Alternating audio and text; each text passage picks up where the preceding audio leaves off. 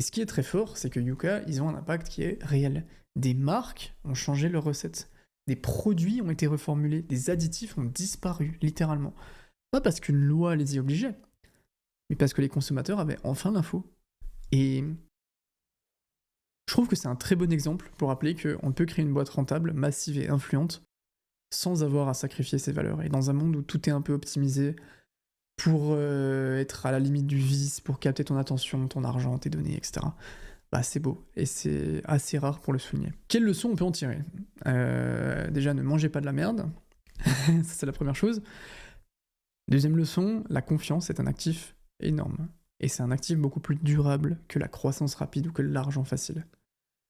Deuxième leçon, c'est que dire non, c'est parfois la meilleure décision business possible. Pas sur le court terme, mais sur 10 ans, sur 20 ans. Et troisième leçon, c'est que les outils simples qui redonnent du pouvoir aux gens sont très souvent gagnants. Et je me suis noté du coup quelques questions simples à me poser, que ce soit pour un projet, pour un business, pour ma vie perso. C'est est-ce que ce que je vais faire renforce la confiance ou est-ce qu'elle fragilise la confiance?